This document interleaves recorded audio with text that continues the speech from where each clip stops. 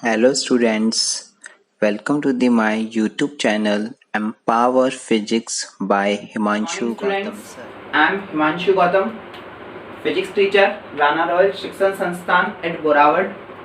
जैसा कि अभी आप सबको पता है लॉकडाउन चल रहा है, पर लॉकडाउन में अब अपन को अपना अगले वाला सेशन स्टार्ट करना ही पड़ेगा।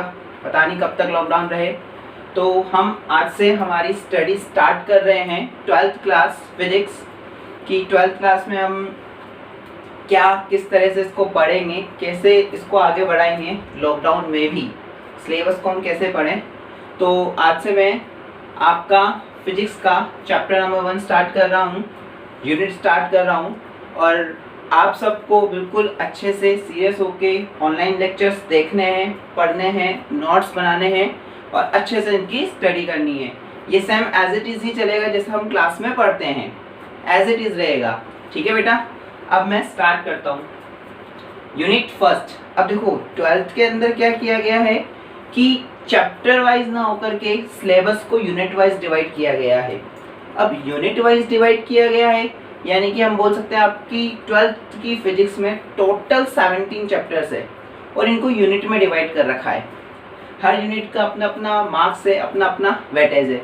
तो आज मैं स्टार्ट कर रहा हूँ यूनिट फर्स्ट, जो कि आपकी 7 मार्क्स की है, यानी 7 नंबर की यूनिट है। 7 नंबर की यूनिट है। यूनिट का नाम है स्थिर वैद्युतिकी। यूनिट का नाम है क्या? स्थिर वैद्युतिकी। अब ये देखते हैं कि स्थिर वैद्युतिकी वर्ड आया कहाँ से। स्थिर वैद्युतिकी को हम इंग्लिश में बोलते हैं, इंग्लिश मीडियम वाले बच्चों के लिए सब कुछ इंग्लिश में भी चलेगा यहीं पर, तो ध्यान से पढ़ना है सबको, ठीक है। स्थिर वैद्युतिकी यूनिट फर्स्ट, इसको इंग्लिश में बोला जाता है इलेक्ट्रोस्टैटिक्स। क्या बोला जाता है? इलेक्ट्रोस्टैटिक्स। अब इलेक्ट्रोस्टैटिक्स ही नाम जो है ये यही बताता है हमें कि इलेक्ट्रोस्टैटिक्स है क्या। इसको अपन तोड़ते हैं 2 भागों में, यानी 2 साइड में इसको तोड़ दिया। एक को बोल दिया मैंने इलेक्ट्रो, एक को बोल दिया मैंने स्टैटिक्स। एक को मैंने बोल दिया क्या? इलेक्ट्रो, एक को बोल दिया मैंने स्टैटिक्स। तो क्या बन गया? इलेक्ट्रोस्टैटिक्स। अब देखो इनके अलग अलग मीनिंग है। इलेक्ट्रो का मीनिंग होता है इलेक्ट्रॉन, यानी इलेक्ट्रो वर्ड जो है वो आता कहाँ से है? इलेक्ट्रॉन से। यानी इलेक्ट्रो के अंदर क्या होते हैं? इलेक्ट्रॉन्स होते हैं, ठीक है। और इलेक्ट्रॉन्स कहाँ पाए जाते हैं? इलेक्ट्रॉन्स होते हैं चार्ज के अंदर, यानी कि चार्ज के अंदर आपके क्या पाए जाते हैं? इलेक्ट्रॉन्स पाए जाते हैं। और चार्ज को हिंदी में बोला जाता है आवेश। क्या बोला जाता है? आवेश। तो चार्ज से बने इलेक्ट्रॉन, इलेक्ट्रॉन से बना इलेक्ट्रो। बात समझ में? तो यहाँ चार्ज से बना इलेक्ट्रॉन और इलेक्ट्रॉन से बना कौन सा वर्ड? इलेक्ट्रो। यानी कि इलेक्ट्रो वर्ड जो है वो बेसिकली क्या है? इलेक्ट्रॉन और चार्ज, ठीक है। तो इस चैप्टर में अपन किसके बारे में स्टडी करने वाले हैं? चार्ज के बारे में। तो ये तो मीनिंग हुआ आपका इलेक्ट्रो के बारे में। अब यहाँ बात करते हैं हम स्टैटिक के बारे में। स्टैटिक का जो मीनिंग होता है वो होता है एट द रेस्ट। क्या होता है? At the rest. हिंदी में इसको बोलेंगे विरामावस्था। हिंदी में इसको क्या बोलेंगे? विरामावस्था। यानी हम क्या बोलें, दोनों को अब अपन मर्ज कर रहे हैं। अगर दोनों को हम मर्ज करेंगे तो क्या आएगा? आवेश विराम अवस्था आएगा, यानी charge at the rest. Meaning क्या निकल के आता है कि हमारा चार्ज जो है वो क्या है? रेस्ट कंडीशन में है। किसमें है? रेस्ट कंडीशन में। चार्ज जो है रेस्ट कंडीशन में है, इसी को क्या बोलते हैं अपन? इलेक्ट्रोस्टैटिक्स। यानी कि जहां भी हमें चार्ज जो है वो रेस्ट कंडीशन में मिलेगा वो क्या कहलाएगा? इलेक्ट्रोस्टैटिक्स कहलाएगा। मीन्स हमें जहां पर भी आवेश विराम अवस्था में मिलेगा, कौन सी अवस्था में बेटा? विराम अवस्था में मिलेगा, तो वहां क्या बन जाएगा? आपका स्थिर वैद्युतिकी बन जाएगा। अब देखो ये जो यूनिट है आपकी फर्स्ट, ये 7 मार्क्स की है, 7 मार्क्स की। लेकिन इस यूनिट में आपके 4 चैप्टर्स है। कितने चैप्टर्स है? 4।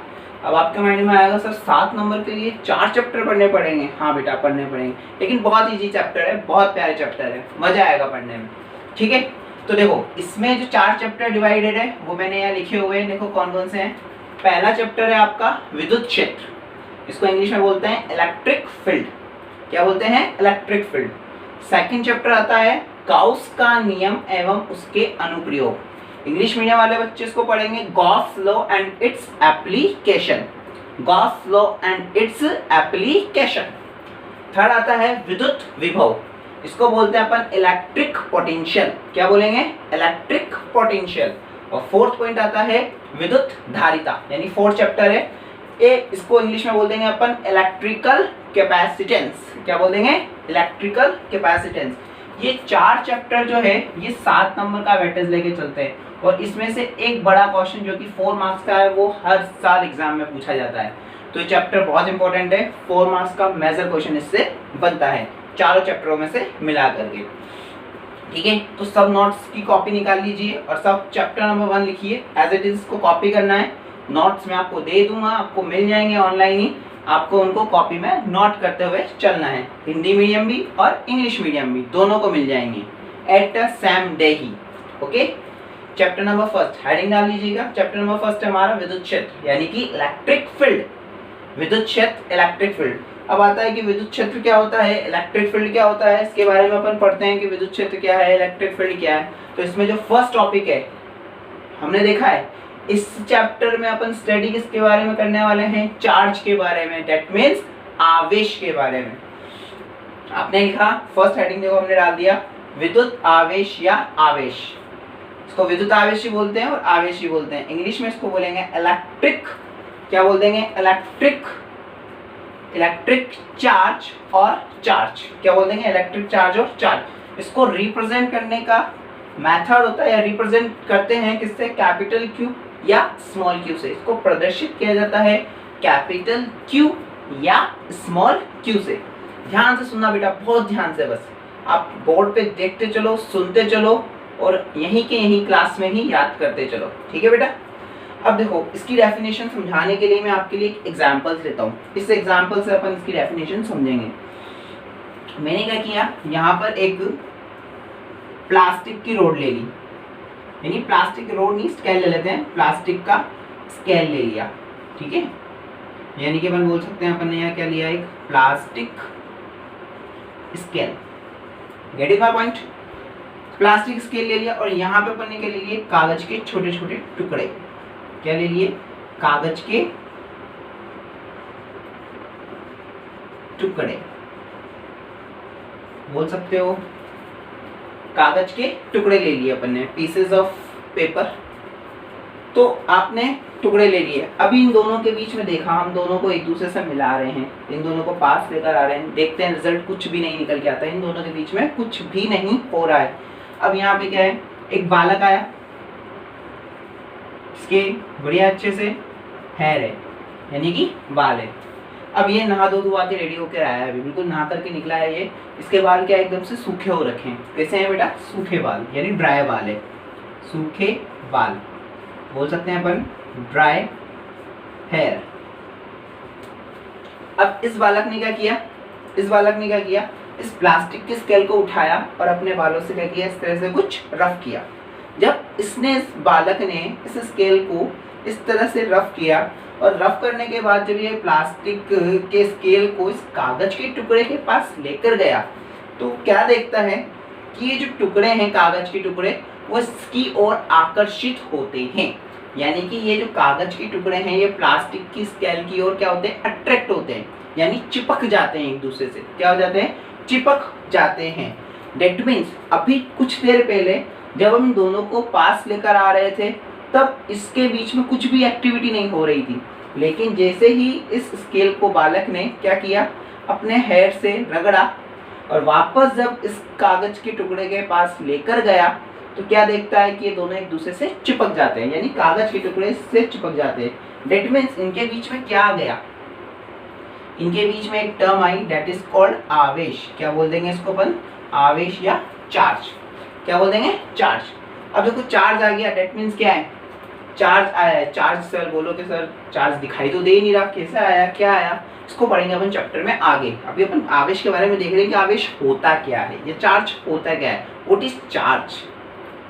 First we are study about charge, what is charge. Okay बेटा, तो चार्ज क्या है, अपन बोल सकते हैं यहाँ पे वो अदृश्य है, यानी हमें दिखाई नहीं दे रहा है, हमें दिखाई नहीं दे रहा है, यानी इनविजिबल है, इनविजिबल। लेकिन कुछ ना कुछ है, हम लोग जानते हैं कि इनविजिबल वाले में बहुत सारे आपको एग्जांपल दे सकता हूँ। जैसे कि मेरे पास 2 मैग्नेट है, 2 मैग्नेट यानी चुंबक ली हुई है मैंने 2, अब दो चुंबक का, ये चुंबक का बोल दूं मैं कि नॉर्थ पोल है, ये चुंबक का मैं बोल देता हूँ साउथ पोल है, यानी कि उत्तरी ध्रुव और दक्षिणी ध्रुव। जब मैं इन दोनों को धीरे धीरे पास लेकर आता हूँ तो मैं क्या देखता हूँ, थोड़ी देर बाद जैसे मैं इनको टच नहीं कर रहा हूँ, थोड़ी देर बाद देख रहा हूँ इन दोनों के बीच में क्या होगा, आकर्षण। डिफरेंट पोल्स, अलग अलग पोल है, अलग अलग ध्रुव है, तो इनके बीच में क्या होगा बेटा, आकर्षण। आकर्षण होगा, दैट मीन्स हम इसको देख तो नहीं रहा, हमें वो दिख तो नहीं रहा इन दोनों के बीच में आकर्षण कैसे हुआ, लेकिन इनके बीच में क्या हुआ, एक चुंबकीय क्षेत्र रेखा उत्पन्न होती है, यानी कि मैग्नेटिक फील्ड लाइंस इनके बीच में उत्पन्न होती है। मैग्नेटिक फील्ड लाइंस के कारण ही ये क्या होते हैं, या तो अट्रैक्ट होते हैं या ये रिपल होते हैं। अपन क्या बोल सकते हैं, या तो ये प्रतिकर्षित होते हैं या फिर ये आकर्षित होते हैं। ठीक है, तो यहाँ तक की कहानी समझ में आई। तो अगर अपन डेफिनेशन बोलेंगे तो क्या बोल देंगे, आवेश की डेफिनेशन क्या हो जाएगी, आवेश की डेफिनेशन, डेफिनेशन सिंपल हो जाएगी कि किसी भी वस्तु या पदार्थ का वह गुण, किसी भी वस्तु या पदार्थ का वह गुण जिसके कारण वह विद्युत क्षेत्र व चुंबकीय क्षेत्र, विद्युत क्षेत्र या चुंबकीय क्षेत्र या दोनों उत्पन्न कर सके, क्या कहलाता है, आवेश कहलाता है। विद्युत क्षेत्र या चुंबकीय क्षेत्र दोनों उत्पन्न कर सके, क्या कहलाता है, आवेश कहलाता है। इंग्लिश में बोलूं तो बोलूं, it is the property of physical या physics that are produce and experience electric field and magnetic field are called charge. Don't worry, notes, definition सब आपको लिखी हुई मिल जाएगी, अभी सिर्फ आप बोर्ड पे देखिए। ठीक है, तो ये चार्ज की डेफिनेशन हो गई। ठीक है, सिंपल है।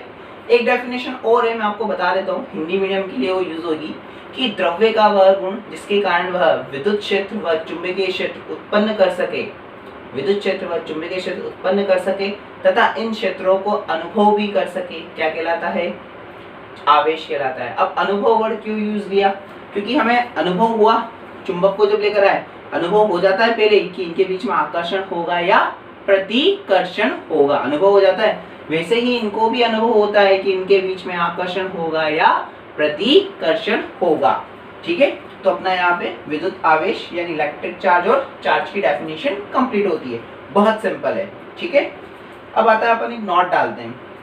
नोट हमें क्या बता रहा है कि अगर हमारा आवेश जो है स्थिर है, कैसा है, स्थिर, जैसे कि मैं रुका हूँ, कैसा हूँ अभी, स्थिर, तो स्थिर आवेश हमेशा विद्युत क्षेत्र उत्पन्न करता है। स्थिर आवेश हमेशा विद्युत क्षेत्र उत्पन्न करता है। English medium, rest charge, charge कौन सी कंडीशन में है, रेस्ट कंडीशन में, तो always produce, rest charge always produce electric field. Okay, ये सिंपल सी है, एक नंबर की डेफिनेशन है, बहुत बार एग्जाम में पूछी गई, इधर इवन कॉम्पिटिटिव एग्जाम में भी काफी टाइम पूछी जाती है।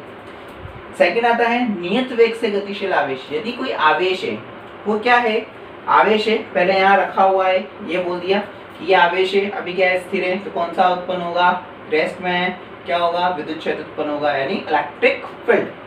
अब क्या किया अपन ने, इस आवेश को क्या किया, मोशन करा दिया कांस्टेंट वेलोसिटी से, यानी कि अपन ने क्या करा दिया, इसको नियत वेग से गतिशील करा दिया। अगर ये आवेश नियत वेग से गतिशील हो जाता है तो ये क्या करता है बेटा, विद्युत क्षेत्र और चुंबकीय क्षेत्र दोनों ही उत्पन्न कर देता है। क्या करता है ये, विद्युत क्षेत्र और चुंबकीय क्षेत्र दोनों उत्पन्न करता है। यानी कि अपन लिख सकते हैं moving charge with constant speed are produce electric field plus magnetic field, यानी कि नियत वेग से गतिशील आवेश विद्युत क्षेत्र और चुंबकीय क्षेत्र उत्पन्न करता है। क्लियर। थर्ड वाले पॉइंट की मैं बात करूं, अब देखो आवेश को अपन ने नियत रख के देख लिया, रेस्ट कंडीशन में, यानी कि अपन ने क्या बोलेंगे, अपन उसको स्थिर रख के देख लिया। अगला क्या किया, नियत वेग से गतिशील यानी गति करा के देख लिया। अब तीसरा पॉइंट आता है, यदि आवेश हमारा त्वरित है, कैसा है, एक्सेलरेट है, त्वरित है यानी इट मींस एक्सेलरेट है, तो क्या होगा, ये विद्युत क्षेत्र प्लस चुंबकीय क्षेत्र प्लस विद्युत चुंबकीय क्षेत्र रेखाएं, English medium, electric field plus magnetic field plus electromagnetic field lines भी प्रोड्यूस करता है। यानी इस केस में तीन चीजें बनाएगा, विद्युत क्षेत्र, चुंबकीय क्षेत्र व विद्युत चुंबकीय क्षेत्र रेखाएं। विद्युत चुंबकीय क्षेत्र रेखाएं सिंपल है, जो कि हमारे आगे सिलेबस में आएगी ये डिटेल में, बट फिर भी बता दूं, विद्युत चुंबकीय क्षेत्र रेखाएं क्या होती है, ऐसी क्षेत्र रेखाएं जो विद्युत क्षेत्र व चुंबकीय क्षेत्र से मिलकर बनी होती है, क्या कहलाती है, विद्युत क्षेत्र रेखाएं कहलाती है। इलेक्ट्रिक फील्ड लाइंस क्या है बेटा, सिंपल वे में बताऊं कि ऐसी फील्ड लाइंस जो इलेक्ट्रिक फील्ड और मैग्नेटिक फील्ड दोनों से मिलकर बनी होती है, क्या कहलाती है आपकी इलेक्ट्रिक फील्ड लाइंस। आगे चलते हैं, आगे अपना नेक्स्ट हेडिंग आता है आवेशों के प्रकार। आवेश के बारे में देख लिया, आवेश क्या होता है क्या नहीं होता है। उसके बाद आवेशों के प्रकार अपना नेक्स्ट हेडिंग आता है। अब आवेशों के प्रकार देखो कितने होते हैं, types of charges. Types of charges, आवेश जो है आपके, अब आवेशों के प्रकार के बारे में एक साइंटिस्ट हुए जिन्होंने बताया, जिनका नाम था बेंजामिन फ्रैंकलिन। क्या नाम था, बेंजामिन फ्रैंकलिन।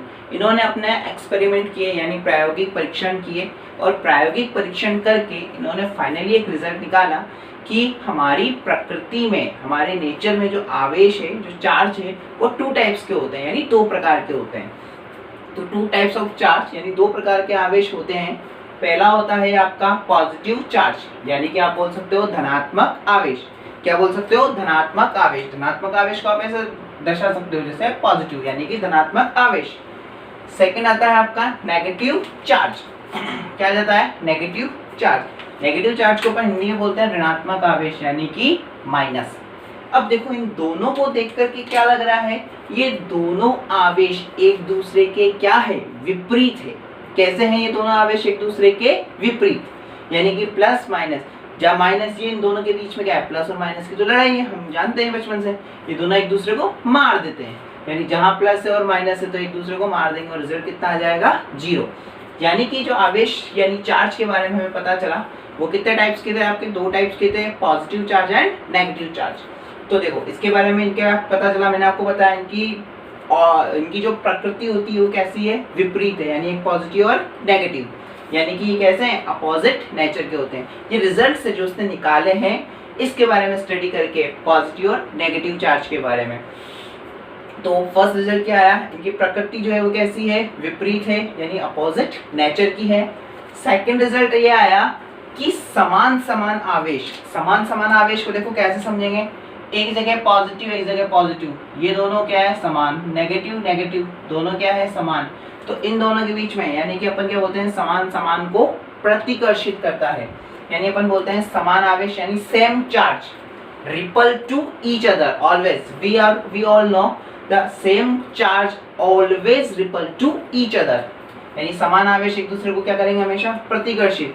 इसी प्रकार अगर मैं बोलूं कि विपरीत आवेश यानी एक प्लस और एक माइनस, विपरीत आवेश हमेशा एक दूसरे को क्या करते हैं, आकर्षित करते हैं, यानी opposite charge always attract to each other. Simple है बेटा, आवेशों के प्रकार हुए, बहुत सिंपल सी बात है। अब आते हैं अपने आवेशों के मात्रक। आवेशों के मात्रक सब आपको नोट्स में मिल जाएगा बेटा, लिखा हुआ बहुत अच्छे से। आवेशों के मात्रक, अब मात्रक की बात करें क्योंकि अपन जानते हैं कोई भी हम नई राशि या नई टर्म पढ़ते हैं तो सबसे पहले हम उसके बारे में क्या पढ़ते हैं, 11th क्लास में पढ़ाया, हम पढ़ते हैं अपन जो भी है, जो भी नई क्वांटिटी पढ़ रहे हैं, नई राशि पढ़ रहे हैं, जैसे यहाँ आवेश है तो उसका पहले मात्रक पता होना चाहिए, मात्रक के बाद अपन आते हैं वीमा पे, हम अपन को क्या पता होनी चाहिए, वीमा पता होनी चाहिए, ठीक है। तो आवेश के मात्रक, अब आवेश के बहुत सारे मात्रक हैं, आवेश के बहुत सारे मात्रक है, अलग अलग साइंटिस्ट है, उन्होंने कुछ और बताया, सारे सही है पर सब अलग अलग पद्धतियों में हैं, अलग अलग तरह से हैं। तो देखो आवेश का जो मात्रक है एसआई यूनिट यानी एसआई पद्धति में इसका जो मात्रक है वो हो जाता है बेटा कूलाम। वेरी इंपॉर्टेंट, नोट्स में इंपॉर्टेंट लगा लेना, अपन ये वाला याद करेंगे, अपन को ये याद रखना है, एसआई पद्धति में आवेश चार्ज का जो मात्रक है वो क्या होता है, कूलाम, COULOMB, कूलाम। इसको रिप्रेजेंट करते हैं अपन किससे, C से, हिंदी हो इंग्लिश हो, रिप्रेजेंटेशन दोनों में क्या रहेगा, सेम रहेगा। तो कूलाम जो है वो क्या है, आवेश का एसआई मात्रक है। आगे बात करें अपन मात्रकों की, CGS पद्धति अपन ने पढ़ी थी, सेंटीमीटर ग्राम सेकंड, इसमें भी आवेश के मात्रक दिए गए हैं। अब इसमें आवेश के मात्रक अलग अलग है, पहला मात्रक हो जाता है आपका ESU और सेकंड हो जाता है आपका EMU, क्योंकि अपन जानते हैं आवेश क्या है, विद्युत क्षेत्र भी उत्पन्न करता है और चुंबकीय क्षेत्र भी उत्पन्न करता है। इसी आधार पर CGS पद्धति में आवेश के 2 मात्रक निकल करके आते हैं। ESU इंग्लिश में इसकी फुल फॉर्म हो जाती है इलेक्ट्रोस्टेट यूनिट या इलेक्ट्रोस्टैटिक यूनिट बोल सकते हैं अपन। इलेक्ट्रोस्टैट यूनिट हिंदी में पढ़ेंगे इसको अपन स्थिर वैद्युत इकाई। क्या पढ़ेंगे? स्थिर वैद्युत इकाई। ये क्या है? आवेश के मात्रक है। अब इसको एक तरीके से और पढ़ा जाता है, ईएसयू को एक और नाम में जो दिया गया है स्टेट कूलाम। क्या बोलते हैं अपन इसको? State coulomb. हिंदी इंग्लिश दोनों में सेम है, बस फर्क है इसमें स्पेलिंग लिख रहे हैं और इसमें सिंपल लिख रहे हैं। ठीक है, तो ये है आपका, देखो ईएसयू का नाम हो गया इलेक्ट्रोस्टैट यूनिट यानी स्थिर वैद्युत इकाई, और अगला क्या हो गया? State coulomb. एक और वर्ड है इसका, एक और वर्ड से इसको डिनोट करते हैं या बोला जाता है, that is called state coulomb. इसको लिख देंगे STCV। इसका डिनोशन मतलब इसको डिनोट करने का तरीका होता है, ये सिंपल वे में बोलूँ प्रदर्शित करने का तरीका, स्टेट कूलाम। तो बेटा ये भी याद होना चाहिए कि स्टेट कूलाम क्या होता है, किसको दर्शाते हैं, यानी ईएसयू को अपन क्या बोलते हैं? State coulomb. ईएसयू को ही एक नाम और दिया गया है जो है फ्रैंकलिन। अब देखो फ्रैंकलिन अंकल ने बताया है तो वो अपना नाम देंगे ही, तो ये क्या है? फ्रैंकलिन। और ये जो है आवेश की यानी कि चार्ज की सबसे छोटी क्या है? इकाई है। इकाई नहीं बोलूंगा मैं, इसको बोलूंगा मात्रक, यानी आवेश का सबसे छोटा मात्रक होता है क्या? मैं इसको अभी पढ़ाऊंगा, आगे अपन पढ़ेंगे, थोड़ा सा आप पढ़ें, अपन फ्रैंकलिन के बारे में पढ़ेंगे, फ्रैंकलिन कितना होता है। आवेश की सबसे छोटा मात्रक जो है, आवेश का सबसे छोटा मात्रक क्या होता है आपका? फ्रैंकलिन, यानी कि the smallest unit of charge is Franklin. क्या हो जाएगी? फ्रैंकलिन। आगे बढ़े, क्लियर है बेटा? ये थोड़ा सा मतलब है, आपको टर्म्स थोड़ी याद रखनी पड़ेगी क्योंकि इंट्रोडक्शन है अभी चैप्टर का, तो कुछ चीज़ें कहाँ से है, ये साइंटिस्ट ने क्या बताया क्या नहीं बताया, ये अपन थोड़ा सा अपन देखते हैं, फिर भी मैं आपको पूरा क्लियर करता हुआ चल रहा हूँ। अगला है EMU। EMU को बोलते हैं अपन इलेक्ट्रोमैग्नेटिक यूनिट। क्या बोल देंगे? Electromagnetic unit. हिंदी में बोलेंगे इसको वैद्युत चुंबकीय इकाई। क्या बोलेंगे? वैद्युत चुंबकीय इकाई। जैसे यहाँ पे इसका एक और नाम था स्टेट कूलाम, यहाँ पर इसको रिप्रेजेंट करते हैं अपन एब कूलाम से। किससे रिप्रेजेंट करते हैं बेटा? एब कूलाम। हिंदी इंग्लिश दोनों में सेम लिखते हैं, एब कूलाम रिप्रेजेंटेशन, एब कूलाम। ठीक है, तो ये आवेशों के प्रकार है और आवेशों के मात्रक है, और भी इसके मात्रक है जो कि अभी अपन डिस्कस कर, अपन ने यहाँ तक पढ़ लिया। अब अपन आवेश का और मात्रक देख रहे हैं। अपन ने देख लिया SI पद्धति में, देख लिया CGS पद्धति में, देख लिया ESU EMU देख लिया। अब आवेश के और भी मात्रक है, तो आवेश का प्रायोगिक मात्रक यानी कि एक्सपेरिमेंटल यूनिट ऑफ चार्ज होती है फेराडे। एक और मात्रक है देखो अब आवेश का, that is called a Faraday. क्या है? फेराडे। अब फेराडे के बारे में आपको एक बात बता दूं, फेराडे जो है वो आवेश का बहुत बड़ा मात्रक है, यानी आवेश का जो सबसे बड़ा मात्रक है अपन बोल सकते हैं वो क्या है? फेराडे। अब चैप्टर नंबर 4 में आपकी एक चीज आएगी संधारित्र, हम पढ़ेंगे संधारित्र। उसका मात्रक होता है फेरड। क्या होता है? फेरड। इंग्लिश मीडियम में भी फेरड, इसको बोलेंगे आप संधारित्र को अपन बोलेंगे कैपेसिटेंस। क्या बोलेंगे? कैपेसिटेंस। और इसकी यूनिट क्या हो जाएगी आपकी? फेरड। क्या हो जाएगी? फेरड। यानी कि फेरड यूनिट होगी, तो यहाँ पे कंफ्यूज नहीं होना है हमें, फेरड है ये फेराडे है, दोनों में डिफरेंस है। फेराडे जो यूनिट है यानी फेराडे जो मात्रक होगा वो किसका होगा? आवेश का प्रायोगिक मात्रक, यानी कि जो फेराडे है वो यूनिट होगी किसकी? चार्ज की, और बिगेस्ट यूनिट, यानी कि अपन बोल सकते हैं कि ये जो है बड़ा मात्रक है यानी बिगेस्ट यूनिट ऑफ चार्ज। ठीक है, तो एक और यूनिट मिली अपन को, SI यूनिट मिली थी कूलाम, ESU मिली, EMU मिली, फ्रैंकलिन भी मैंने बताया आपको वो भी मिली, और सबसे बड़ा मात्रक मिला फेराडे। सबसे छोटी यूनिट कौन सी थी? फ्रैंकलिन। उसी के बारे में देख रहे हैं। अब देखो एक फेराडे इज इक्वल टू आपका होता है, इसकी वैल्यू है 96,500 यानी 96,500 कूलाम। यानी कि देखो कितना बड़ा कूलाम है, एक फेराडे में कितने कूलाम होते हैं? 96,500 कूलाम। कह सकते हैं अपन की जो आपका फेराडे है वो क्या है? आवेश का सबसे बड़ा मात्रक यानी the biggest unit of charge. Is that clear? ठीक है, अब देखो यहाँ पे मैं आके बात करता हूँ कि आपकी जो सबसे छोटी यूनिट है वो क्या है? फ्रैंकलिन। बताया मैंने आपको, smallest unit of charge is Franklin, तो छोटा मात्रक हो गया फ्रैंकलिन। एक फ्रैंकलिन इज इक्वल टू कितना होता है आपका? 3.33 इंटू 10⁻⁻10। देखो इसके कंपेयर में ये प्लस में है, -10 यानी बहुत छोटा सा। क्या है? बहुत चिन्ना सा, बहुत छोटा सा।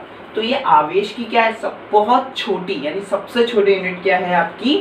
फ्रैंकलिन। और उसकी वैल्यू कितनी होती है? एक फ्रैंकलिन इज इक्वल टू होता है 3.33 into 10⁻⁻10 coulomb. Okay, is that clear? इसको हटा देते हैं अपन, ये अपना काम कंप्लीट हो गया। अब देखो और भी अपन को वैल्यूज दे रखी है। एक कूलम इज इक्वल टू, याद रखने वाली ये वैल्यू आपको याद होनी चाहिए, सीधी सीधी न्यूमेरिकल में पूछी जाती है। ऐसे एक न्यूमेरिकल में आपको कराऊंगा भी सही किस तरह से इसका यूज आता है। एक कूलम इज इक्वल टू कितना होता है आपका 3 × 10⁹ ESU, यानी 1 coulomb is equal to 3 × 10⁹ ESU, electrostatic unit. Is that clear?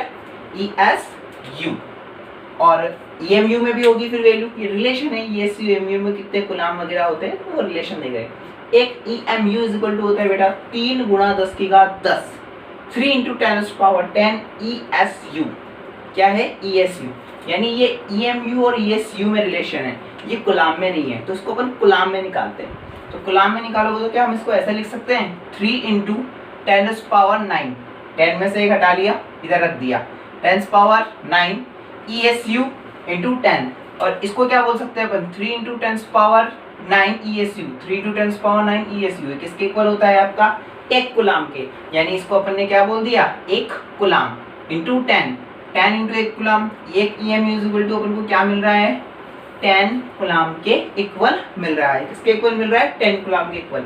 यानी ये वैल्यू अपन को याद होनी चाहिए कि 1 कूलम इज इक्वल टू होता है 3 × 10⁹, यानी 3 × 10⁹9 ESU, एंड एक EMU इज इक्वल टू होता है 10 कूलम, यानी कि 10 कूलम। Is that clear? ये रिमेंबर होनी चाहिए, याद होनी चाहिए। अब आवेश का जो मात्रक है अपना SI पद्धति में वो क्या था कूलम, लेकिन कूलम भी क्या है बहुत बड़ा मात्रक लेके चलते हैं। इतना बड़ा नहीं है फैराडे जितना, पर फिर भी काफी बड़ा मात्रक है। तो हम चैप्टर में कूलम की जगह बहुत छोटे मात्रक यूज करते हैं, जो कि अपन 11th में भी पढ़े। अब छोटे मात्रकों की जगह अपन किनका उपयोग करते हैं? देखो, एक मिली कूलम, मिली हम जानते हैं 10⁻³ कूलम। अगला आता है एक माइक्रो कूलम, माइक्रो कूलम कितना हो जाएगा 10⁻⁻6 कूलम। एक नैनो कूलम, नैनो कार नहीं, नैनो कूलम 10⁻⁻9 कूलम। अगला आता है 1 पिको कूलम, पिकॉक नहीं, पिको पढ़ा था अपन ने 11th में, याद होगा आपको। 1 pico coulomb is equal to 10⁻⁻12 coulomb. Is that clear? तो ये आपकी छोटी यूनिट्स ये हमें यूज करनी है, ठीक है। तो ये आवेशों के मात्रक और यूनिट्स फिनिश होते हैं। ये जितनी भी आवेश से रिलेटेड मात्रक थे और जितने भी मात्रक फिजिक्स के अंदर होते हैं मैंने आपको सारे बता दिए। बट हमें याद क्या रखना है, ऐसा ही मात्रक जो कि क्या है कूलम। चलो आगे बढ़ते हैं। अब आगे मात्रक खत्म हुआ तो आपको पता है अपन क्या पढ़ते हैं विमा के बारे में, यानी आवेश की विमा। इंग्लिश में इसको बोलेंगे डायमेंशन ऑफ चार्ज। मैंने खूब निकलवाई है, खूब पढ़ाई है अच्छे से कि कैसे चार्ज नहीं किसी भी फिजिकल क्वांटिटीज की डायमेंशन कैसे फाइंड आउट करते हैं, यानी कैसे उसकी अपन क्या निकालते हैं विमा निकालते हैं। तो देखो विमा निकालते हैं। 10th क्लास में अपन ने एक फॉर्मूला पढ़ा होगा, याद होगा आपको, धारा इज इक्वल टू आवेश अपॉन समय। पढ़ा है? इंग्लिश मीडियम देख लो, नाराज मत हो कि सर हिंदी बोल रहे हैं, आपके लिए भी है English medium. Current is equal to charge upon time पढ़ा है अपन ने 10th स्टैंडर्ड में। Current is equal to charge upon time. Charge आ रहा है, आवेश आ रहा है, अपन को आवेश की विमा निकालनी है। तो अपन यहाँ से क्या लिख सकते हैं, आई इज इक्वल टू, इसको ऐसे लिख सकते हैं, धारा को रिप्रेजेंट करते हैं आई से, आवेश को रिप्रेजेंट कर रहे हैं यानी चार्ज को रिप्रेजेंट कर रहे हैं क्यू से, टाइम टी। तो अपन क्या लिख सकते हैं, इसको क्रॉस मल्टीप्लाई करके Q is equal to I into T. क्या लिख सकते हैं, Q is equal to I into T. अब जानते हो आप धारा के बारे में, धारा जो होती है वो कैसी राशि होती है, मूलभूत भौतिक राशि। 11th class first chapter first lesson first day पढ़ाया जाता है। यानी कि इंग्लिश मीडियम में बताऊं मैं कि आपके लिए जो करंट है कैसी क्वांटिटी है, फंडामेंटल क्वांटिटी है। कैसी क्वांटिटी है, फंडामेंटल क्वांटिटी। और फंडामेंटल क्वांटिटीज क्या होती है, ऐसी क्वांटिटीज जो किसी अन्य यानी किसी भी दूसरी फिजिकल क्वांटिटीज पे डिपेंड नहीं करती है। क्या कहलाती है आपकी फंडामेंटल क्वांटिटीज। मूलभूत भौतिक राशियां ऐसी भौतिक राशियां जो किसी अन्य भौतिक राशि पर निर्भर नहीं करती है, क्या कहलाती है आपकी मूलभूत भौतिक राशियां कहलाती है। तो देखो I is equal Q is equal to I into T. Q I का अपन लिखते हैं एम्पियर से, इसका तो इसकी विमा भी डायमेंशन भी क्या हो जाएगी ए। टी यानी टाइम को अपन किससे लिखते हैं, कैपिटल टी से। इनकी टाइम्स पावर्स कितनी है 1 1, तो क्या हो गया ए टी। लिखना चाहो तो लिख सकते हो Q is equal to A1 T1। ये जो हो गई Q is equal to A1 T1, ये क्या है बेटा? ये वीमा है, डायमेंशन है किसकी? चार्ज की। बहुत इंपॉर्टेंट है, हमारे इस चैप्टर में बहुत काम आने वाली है और आगे भी बहुत काम आएगी। 12th क्लास में ये डायमेंशन आपकी, ये वीमा जो है बहुत काम आएगी, जगह जगह काम आएगी बार बार। हम बहुत सारे वीमा निकालेंगे तो उन वीमाओं में इसका बार बार यूज आएगा। अब इसको लिखने का एक पैटर्न होता है, हम उस पैटर्न के अकॉर्डिंग भी लिख के बता देते हैं आपको। M0 L0 T1 A1, ठीक है। ये वैसे लिखने का कोई मतलब नहीं है, जरूरत नहीं पड़ती, 0 है तो ठीक है बेटा। अब देखो आवेश के अन्य मात्रक, देखो एक और मात्रक और है, वो अपन यहाँ से निकाल सकते हैं। आपने निकाला Q is equal to I into T. I यानी कि I का मात्रक एम्पियर, करंट का मात्रक, करंट की यूनिट एम्पियर। T यानी टाइम, टाइम यानी समय, समय की यूनिट सेकंड यानी मात्रक सेकंड। तो एक मात्रक क्या निकल के आ गया? Ampere into second. एक coulomb, Q is equal to क्या है? एक कूलाम। कूलाम मात्रक यूनिट क्या है इसकी? कूलाम। तो एक कूलाम इज इक्वल टू किसके इक्वल हो गया? Ampere into second. अब एक न्यूमेरिकल कर रहे हैं, एक एग्जाम्पल कर रहे हैं अपन इसी से रिलेटेड, इजी सा है, बहुत सिंपल सा, बहुत लल्लू सा एग्जाम्पल। एग्जाम्पल है एक स्टेट कूलाम व एक कूलाम का अनुपात बताइए, यानी कि you have to find out the ratio of the one statcoulomb and one abcoulomb, ठीक है।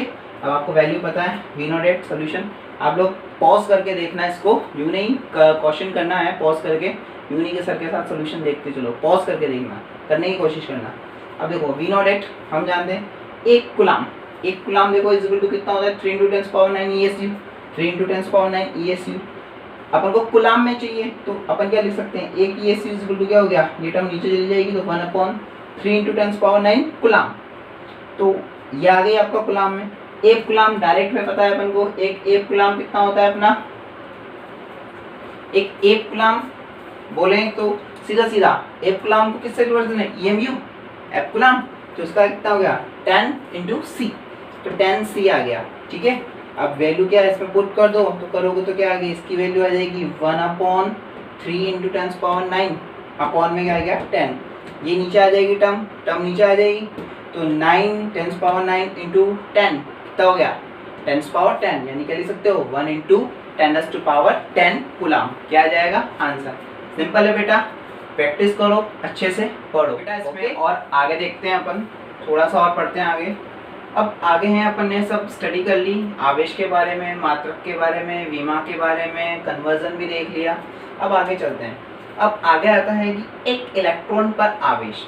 अब देखो अपने प्रकृति में बहुत सारे होते हैं, जैसे कि इलेक्ट्रॉन हुए, प्रोटॉन हुए, न्यूट्रॉन हुए, ड्यूट्रॉन हुए, बहुत सारी चीज़ें हैं ऐसी, लेकिन अपन सिर्फ बात कर रहे हैं 3 चीज़ों के बारे में। एक इलेक्ट्रॉन पर जो आवेश है, डायरेक्ट बताया गया है कि एक इलेक्ट्रॉन पर आवेश, यानी इसको अपन डिनोट करेंगे किससे? दर्शाएंगे किससे? QE से। वो होता है आपका -के 1.6 × 10⁻⁻19 कूलाम। बहुत इंपॉर्टेंट टर्म्स, वेरी इंपॉर्टेंट, पूरी 12th क्लास में फर्स्ट चैप्टर से लेकर लास्ट चैप्टर तक हर चैप्टर में यूज आएगी। यानी कि आपका जो इलेक्ट्रॉन पर आवेश होता है वो कितना होता है? -के 1.6 × 10⁻⁻19 कूलाम्स। इंग्लिश मीडियम सुनो, चार्ज ऑन वन इलेक्ट्रॉन, एक इलेक्ट्रॉन पर charge on one electron is -के 1.6 × 10⁻⁻19 कूलाम। अब मैं पूछूं आगे से, याद होना चाहिए। सेम एज इट इज, एक प्रोटॉन पर आवेश, चार्ज ऑन वन प्रोटॉन। मैं देखो लिख रहा हूं, यहाँ ध्यान से देना, एक यहाँ ध्यान से देखना, 1 यानी कि एक प्रोटॉन एक इलेक्ट्रॉन। एक प्रोटॉन पर जो आवेश यानी चार्ज ऑन वन प्रोटॉन होता है आपका, same as it is 1.6 × 10⁻⁻19 coulomb. लेकिन यहाँ पे सिंबल होता है आपका प्लस, यहाँ होता है माइनस, क्योंकि मैंने पहले ही बताया था इन दोनों का जो प्रकृति है, यानी इनकी जो नेचुरली जो है, ये क्या होता है? नेचुरली क्या है? ये एक दूसरे के अपोजिट है। इनका जो नेचर है वो क्या है? अपोजिट है, यानी कि इनकी प्रकृति क्या है? एक दूसरे के विपरीत। एक न्यूट्रॉन बेटा आप लोगों ने पढ़ा हो केमिस्ट्री में, न्यूट्रॉन जो है वो उदासीन कण होता है। उदासीन होने के कारण इस पे जो न्यूट्रॉन को अपन शो करेंगे Qn से, प्रोटॉन को किया Qp से, इलेक्ट्रॉन को किया Qe से। Q आवेश, इलेक्ट्रॉन का आवेश, प्रोटॉन का Qp, प्रोटॉन का आवेश, चार्ज यानी कि charge of electron, charge of proton, charge of neutron. कितना हो गया 0, यानी कि उदासीन। इसको आप बोल सकते हो इंग्लिश में न्यूट्रल। क्या बोल सकते हो? न्यूट्रल। चार्ज ऑफ न्यूट्रल कितना है? न्यूट्रल। आगे बात समझ में। अब मैं आपको एक चीज और बताऊं कि हमारे जो नेचर में है इलेक्ट्रॉन और प्रोटॉन जो है वो दो ऐसी चीजें हैं जो प्राकृतिक रूप से क्या है बेटा? आवेशित है। यानी कि और किसी चीज को अपन ने आवेशित किया, जैसे मैंने आवेश पढ़ाया था आपको, तो उसमें एग्जाम्पल दिया था स्केल वाला, जैसे रफ करने वाला, रफ किया था अपन ने बालों से, तो उसमें आवेश उत्पन्न हुआ था। लेकिन इलेक्ट्रॉन और प्रोटॉन ये दो ऐसे हैं जो क्या है? प्रकृति यानी कि जन्मजात, प्रकृति ने इसको क्या दिया है? आवेश दिया है। English medium. इलेक्ट्रॉन और जो प्रोटॉन है वो क्या है? बाय नेचर, बाय नेचर क्या है? ये चार्ज है। बाय नेचर क्या है? चार्ज। यानी नेचर ने इनको क्या किया है? चार्ज करके ही पैदा किया है, यानी जनरेट किया है। नेचर ने हमें चार्ज करके ही दिया है। तो जो इनके ऊपर ये चार्ज प्रेजेंट है वो क्या है? बाय नेचुरली है। एक इलेक्ट्रॉन पर बाय नेचुरली चार्ज कितना है आपका? माइनस के 1.6 इंटू 10⁻19 कूलम। प्रोटॉन पर कितना है? प्लस के 1.6 into 10⁻19 coulomb.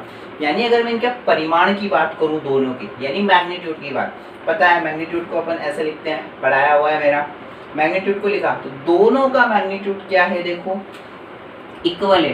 1.6 into 10⁻19 coulomb, 1.6 into 10⁻19 coulomb. यानी इलेक्ट्रॉन और प्रोटॉन का जो मैग्नीट्यूड है वो क्या रहता है? हमेशा सेम रहता है। यानी कि the magnitude of electron and proton are always be same. और इसको मैं डिनोट करता हूँ किससे? ई से। क्यों? क्योंकि एक E इज इक्वल टू मेरा क्या हो जाता है? एक इलेक्ट्रॉन यानी मैग्नीट्यूड ऑफ इलेक्ट्रॉन या मैग्नीट्यूड ऑफ प्रोटॉन मेरा किसके इक्वल होता है? 1.6 इंटू 10⁻19 कूलम। यानी आगे से जब भी मैं चार्ज लिखूंगा या आवेश लिखूंगा तो मैं E लिखूंगा। E लिखने का मतलब है तुम समझ जाना आपसे कि उसकी जो मीनिंग है या उसकी जो वैल्यू है वो कितनी है? 1.6 इंटू 10⁻19 कूलम। ठीक है। और ये मैंने बता ही दिया, इलेक्ट्रॉन और प्रोटॉन क्या है? प्रकृति से हमें क्या है? आवेशित कण है, यानी कि नेचुरली हमें क्या मिला है? आवेशित मिला है। अब मैं आपको एक क्वेश्चन देता हूँ छोटा सा, ये आपका होमवर्क है, आपको करना है ये। ठीक है। आपको मुझे बताना है कि इन दोनों में से, यानी कि क्वेश्चन ये है इलेक्ट्रॉन एंड प्रोटॉन में से, इलेक्ट्रॉन एंड प्रोटॉन दोनों में से कौन ज़्यादा आवेशित है? मैं लिख नहीं रहा हूँ, आप लिख लेना और बता देना। यानी कि इलेक्ट्रॉन एंड प्रोटॉन में से कौन है जो ज़्यादा क्या है? जिन पे ज़्यादा चार्ज है। वैल्यू यहाँ लिखिए, आप बता सकते हो। मैं ऑप्शन दे देता हूँ कि QE ज़्यादा है QP से। Second, QE greater than QP। Third option, QP is greater than QE। D option मेरा फेवरेट, नन ऑफ दीज। क्योंकि जब कुछ नहीं आता तो नन ऑफ दीज आता है। ओके। तो क्वेश्चन फिर रिपीट कर रहा हूँ, इलेक्ट्रॉन और प्रोटॉन में से कौन या किस पर आवेश ज़्यादा है? यानी कि इलेक्ट्रॉन और प्रोटॉन में से किस पर चार्ज ज़्यादा है? ऑप्शन है इलेक्ट्रॉन प्रोटॉन इक्वल होंगे, इलेक्ट्रॉन ज़्यादा है प्रोटॉन कम है, प्रोटॉन ज़्यादा है इलेक्ट्रॉन कम है, और नन ऑफ दी। तो आपको ये आज के लेक्चर का क्वेश्चन रहेगा। Thank you so much. बाकी हम पढ़ेंगे घर पे रहिए, stay home, safe home. Thank you so much. बाकी अपन डियर स्टूडेंट्स, चैनल को लाइक व सब्सक्राइब करना ना भूलें। Thank you.